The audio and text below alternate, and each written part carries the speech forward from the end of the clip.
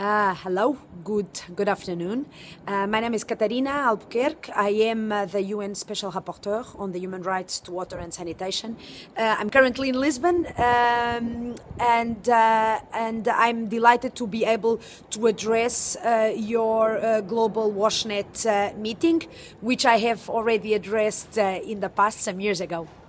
And I'm here to talk a bit about the rights to water and sanitation, and also the work that I'm currently undertaking in developing a handbook on how to realize these rights. As you know, the rights to water and sanitation have been explicitly recognized by the UN General Assembly and subsequently by the UN Human Rights Council in 2010. And since then, many different types of stakeholders, from NGOs to service providers, from governments to regulators, private sector, users and providers, have come to me, international organizations and UN agencies, have come to me and asked me, don't try to convince us, we are convinced that this is a human right, water and sanitation, I mean. Please just tell us what this will mean in practice for our day-to-day work. And what do we have to change, what do we have to do differently to making sure that the right comes out of the paper, of the text of the UN resolution, and infiltrates our daily work and the way we do things. And this is then the reason why I decided to start working on a handbook on how to implement these rights. I am in a pretty stressful moment, since we have to finish. I'm finishing the book right now, revising for the last time the last chapters.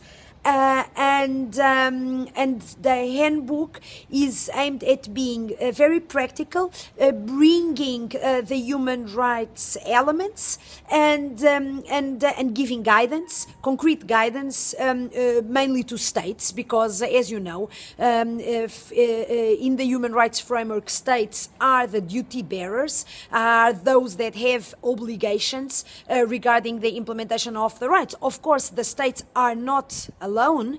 They often work with civil society, with UN agencies, with other types of organizations, but they are the ones with the human rights obligations.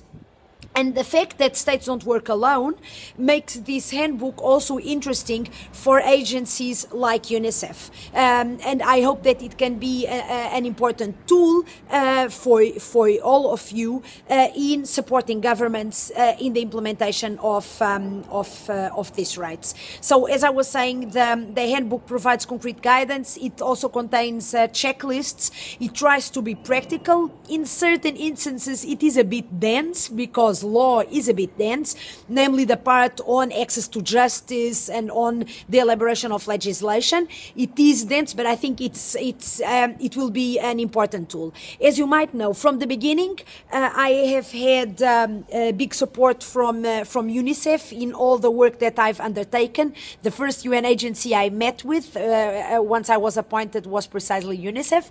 And the support that I've been receiving from UNICEF has taken place at different levels when I undertake country missions, fact-finding missions to different countries, but also in the work I've been doing on indicators for the post-2015 development agenda in the area of inequalities, and also now in the handbook. And I do count on UNICEF, I do count on you to keep the handbook alive and to transform it in something real, to use it for training of UNICEF staff at country level, but also for you to use it as a guide in the support that you give at country level.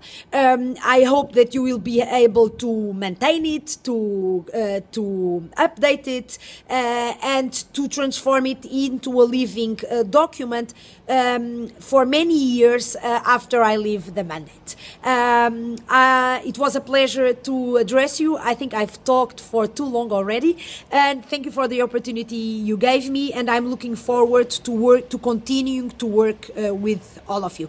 Lots of good wishes for your meeting. Bye.